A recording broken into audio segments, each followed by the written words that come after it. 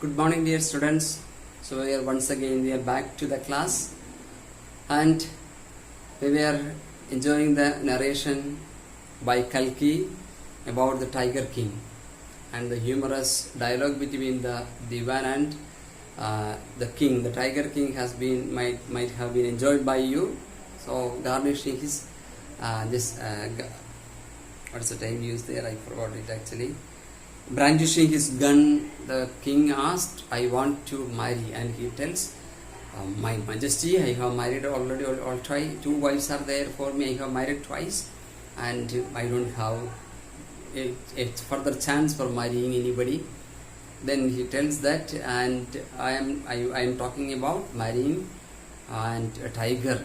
Then he tells that we have a tiger king, and we do not want a tiger queen just beside you. Okay, so we do not want that. And then he tells that, and then he enjoyed the joke, and he cracked into laughter, and then he tells that, "I wanted to marry a girl in whose kingdom there is the largest number of tiger population." So the Divan went, taking the statistics as asked by the king. He took the statistics and he got married with a prince from a kingdom where there were a number of tigers were there. And he went on, he continued with his killing tigers. Okay, as he went to meet the father-in-law, and as he was coming back to his kingdom, he just killed 5-6 tigers each time he went and came back. And then he reached almost to this 99, the number 99. And then it happened that there is no more tigers were there in the kingdom of Pratibhatapuram as well as in the kingdom of father-in-law. Okay, so it became a feverish, the king became to a feverish point, where he was almost a kind of mad. To a certain extent, he became crazy about it. And then the king was always thinking about it, the last tiger. And then there came a news that in a particular village, the sheep were disappearing, very fast. And that should be the work of a tiger. So that is a conclusion. And the king was informed about it by the villagers, and the villagers were given exemption from tax for 3 years. Okay, from all kinds of tax were exempted. And then the king went there, and he just started he wanted to see the tiger, but the tiger was not there. As if the narrator Kalki tells that, as if the tiger doesn't want to come in front of this and to let him die of not getting the last tiger. So he was just thinking in such a manner. So the Kalki is narrating in such a humorous manner. He is narrating it. And then it came to such a point that the king was so unhappy about it, and he wanted to teach the villagers or the kingdom, the whole kingdom. So from then onwards, he wanted to multiply double the taxes of the people upon the people of his kingdom.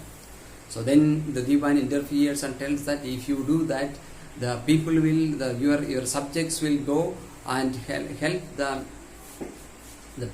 people of Indian National Congress, and you will lose your kingdom from your hand. Okay, then the king orders that in that case you resign from your post. Okay, I will appoint someone else into this post. And then Divan understood what exactly it meant. Okay, so because of this, Divan planned very well he planned, and he made a talk with the Madras Zoo authority, and he was happy. He slept only after the tiger reached in his house from the Madras zoo. A tiger was brought into his house. Only after that he had taken rest. Okay, this is where we had stopped the story. The people will come discontented, then our state will fall a prey into the Indian National Congress. In that case, you may resign from your post, said the king. So you just resign. Okay, same dialogue you might have heard in one of the Hindi movie. Okay, this, what was it, Nayak. Okay, so in that case you recite. The dialogue is heard there. The Divan went home convinced that if the Maharaja did not find the tiger soon, the result could be catastrophic. What does it mean, catastrophic? Catastrophe means bad end. Okay, how horribly bad.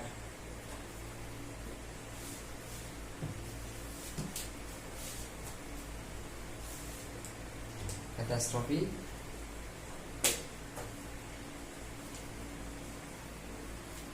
So it will end up very bad, in bad situation. So that it would be a catastrophe. He felt life returning to him only when he saw the tiger which he had been brought from the People's Park in Madras and kept hidden in his house. So the Divan planned well.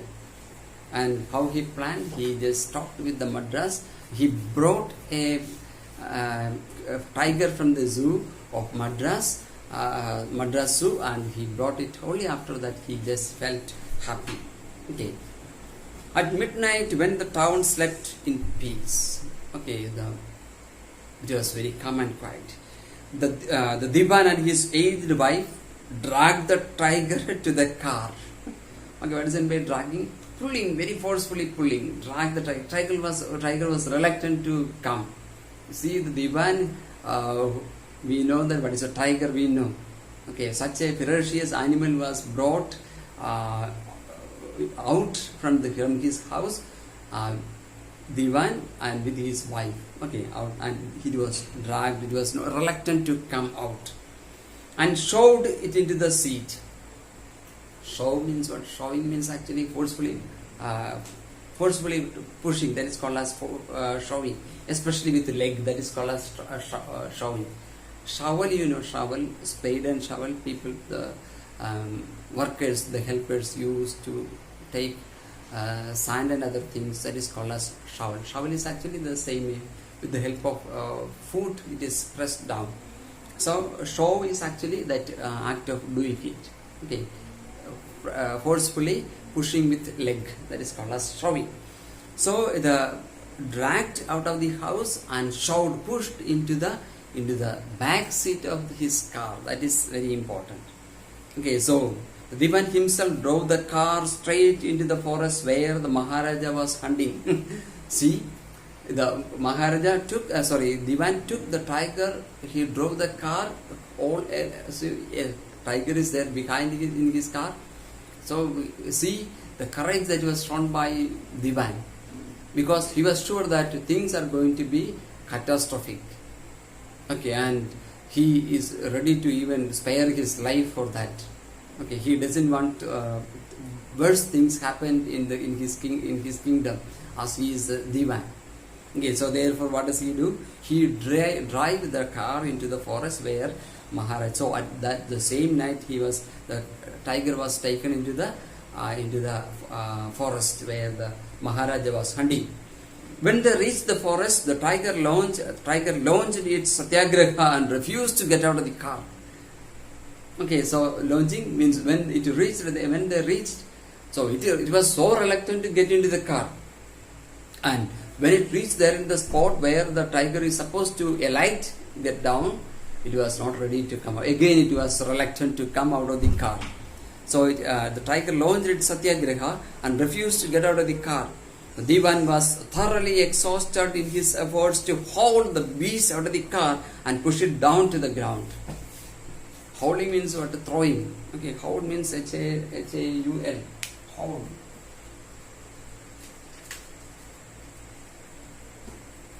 Throw.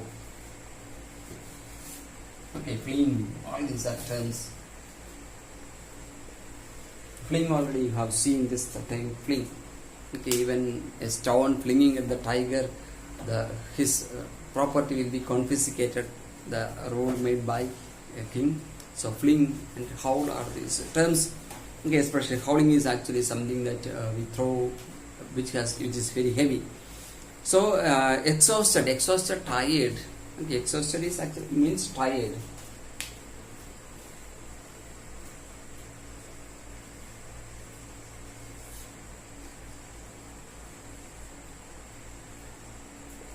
So all his effort was taken. So already he was so tired because he and his wife took a lot of pain for bringing the take the tiger into the car. So they had to shove the tiger into the back seat, and now it had its satyagraha. Satyagraha is told, okay, non-violence. Okay, do not disturb anyone. And but it was reluctant to come out out of the car into the forest. So launched its satyagraha and refused to get out of the car.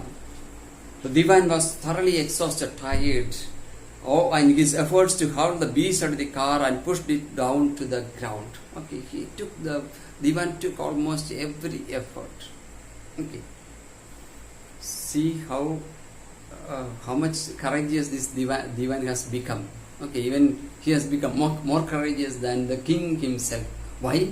Because he understood that things are going to he is going to lose his job if the king doesn't get the last tiger. So he had taken every effort to bring a tiger into the spot. On the following day, the same old tiger wandered into the Maharaja's presence and stood as if in humble supplications, humble request. Okay, supplication means request.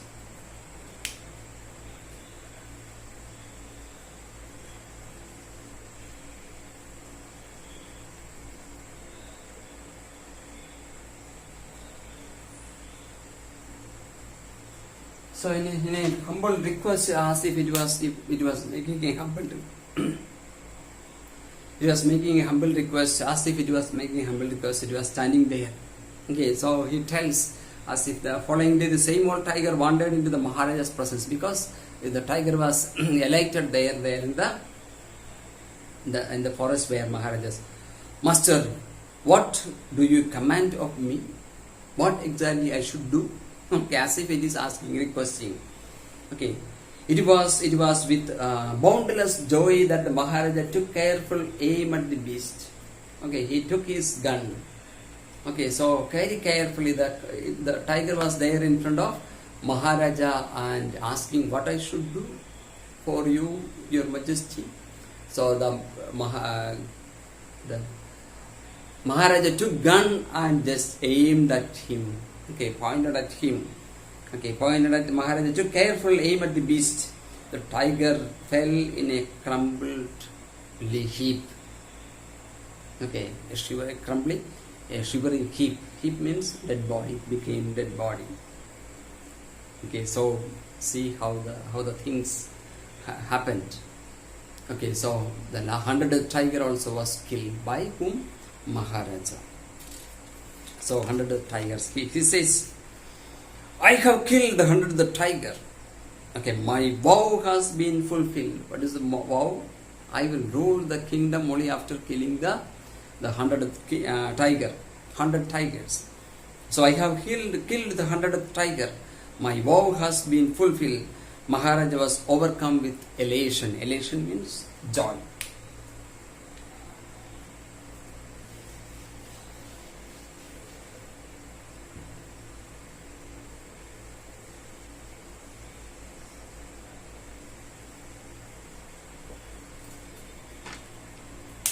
So a kind of uncontrollable joy that is called as elation. So he was in elation, overcome with elation, ordering the tiger to be brought to the capital in grand procession.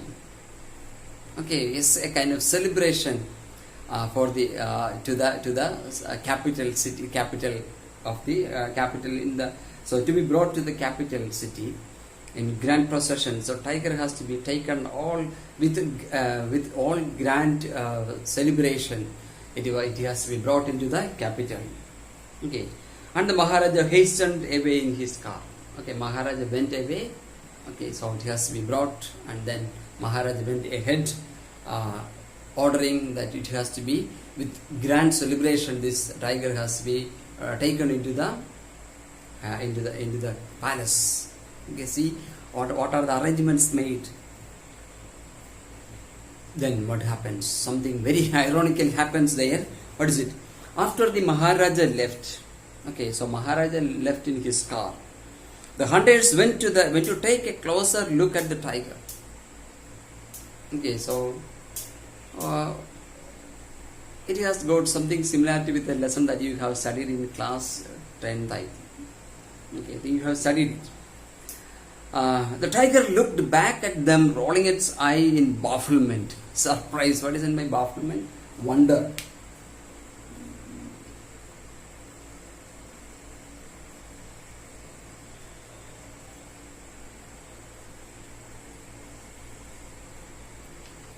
So when the servants went to the tiger and looked a closer look at the tiger, what did they see? The tiger opened its eye and rolled its eyeballs to the servants who came to check it. Okay, means what? The tiger is not dead. Okay, so you remember one somewhat similar instance is seen there in the in a story. Mrs. Packletide, you have studied in class 10, I hope. In class 10 you have studied Mrs. Packletide. Okay, who go for a tiger hunt. Okay, and the tiger is shot and the goat dies. The goat as used as a prey dies. Okay, and then the tiger also found death, died. How? Because the sound of the shot gave a heart attack for the tiger and the tiger dies. Somewhat similar is seen. When the shot was made, when the gunshot was made, the tiger died of tiger became unconscious of the sound of the bullet. Okay, the shot, and then the men realized that the tiger was not dead. Then they understood that the tiger is not dead. The bullet had missed it, or no wound was there upon its body. It had fainted from the shock of the bullet whizzing past. Because the bullet missed. How it missed? It went very, very close. Past means very close. When the past means very close. Very close to the tiger. So it is heard the whizzing sound. Whizzing is actually an onomatopoeic word. Whizzing is a sound that when the bullet passes, okay, it make a whistling sound. That is called as whizzing. The whizzing sound was heard, and that made the tiger unconscious. Okay, it fell unconscious, and the king thought that it was hit by the bullet and died. Okay, but that was not the case, real case. So, and shock of the bullet whizzing past. So here past meant not very close. Okay, the hunters wondered what they should do. So this is a situation where they have to seriously think and take an action. Why? Because Maharaja may react very badly when he comes to know that the tiger was not dead. Okay, one who is bringing this news to Maharaja will definitely die.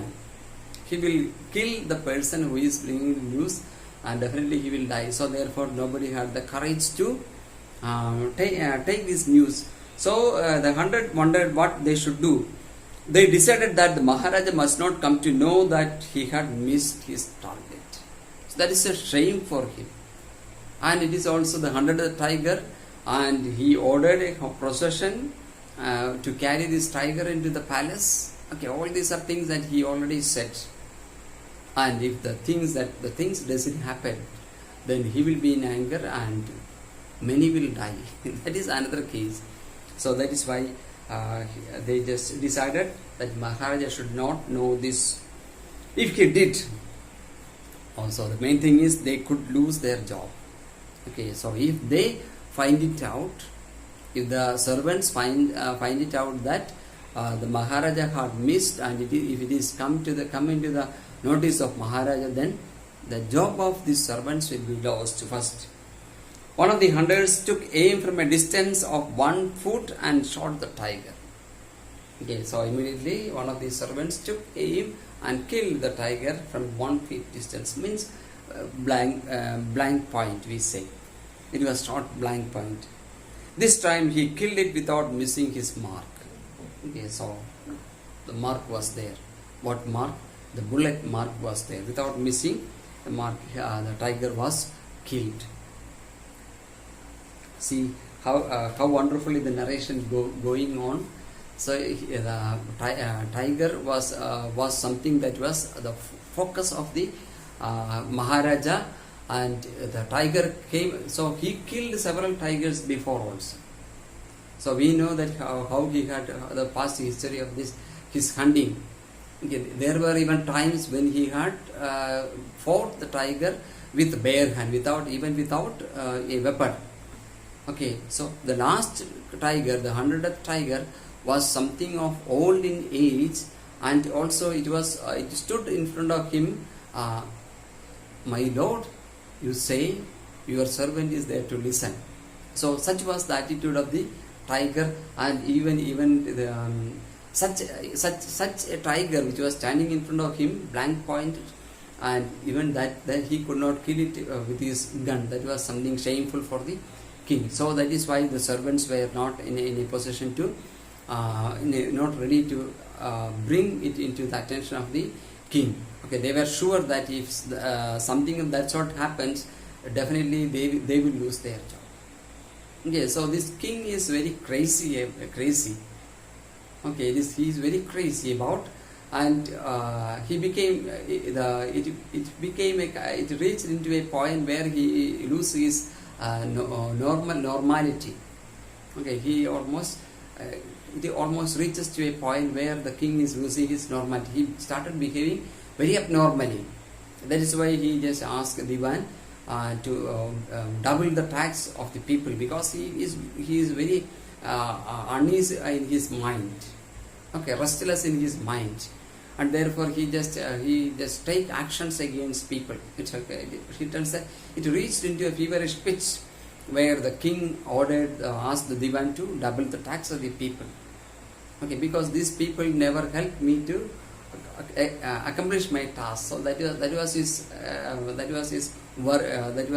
worry. Okay, so therefore he and Divan also was to a certain extent. Divan also was so sad, because he also could not fulfill the task that the king wanted to accomplish. Okay, and he was also under the threat of Maharaja. So therefore, and at last, how the 100th tiger was killed? It was not actually killed by Maharaja. It was killed by one of the servants of Maharaja. And how it was done? When the servants observed the tiger, they found that the tiger had missed the bullet of Maharaja, and it is alive. It started looking and rolling its eyes. The tiger understood that he has been caught. Okay, and then he just rolls its eye, and one of the servants at blank point, he kills the tiger. Okay, so by next day we will be able to complete this lesson, and definitely I will be able to give you the notes of this, as well as some as you are in class 12th and appearing for the board exam, you should know more about the figure of speech. Okay, very often I explain you about the metaphor, simile, alliteration, alliteration, hyperbole, symbolize, okay, symbol, etc. Then images, all these are explained as I teach, especially in poetry. So something that you need to learn about it. So these things are very much available online, but definitely if you feel free, you just go through it. The figures of speech used in English literature, so just go through it. Something similar that we find in Hindi, and you just go through it and you just try to learn something about it. Okay, so monochrome, then transferred epithet, hyperbole, then paradox, irony. These are things that you should know, because there may be one or the other questions that will be based on figures of speech. Okay, so not only figures of speech we find not only in English language or all language.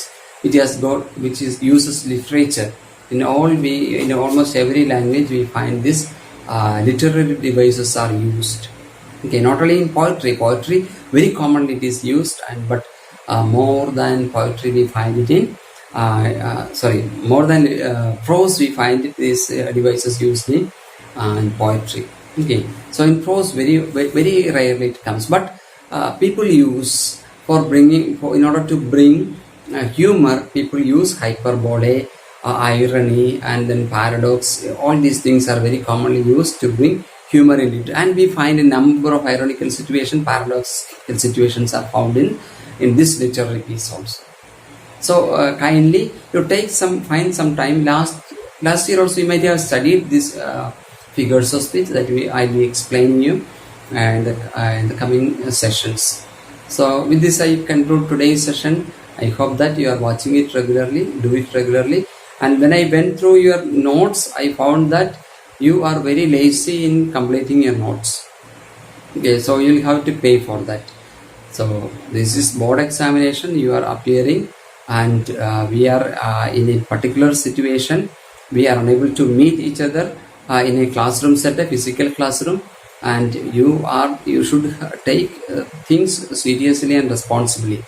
Okay, there are almost 20-25 students are yet to come with their copy and other assignments. Okay, kindly make sure that you submit all these things in the school, and you from your side you are clear. Okay, what exactly happened when it comes to the board examination? It will affect your internal. Okay, so kindly don't play with your mark. So you take it seriously and try to bring the notes, okay, to the school. So with this I just conclude today's session. Thank you very much.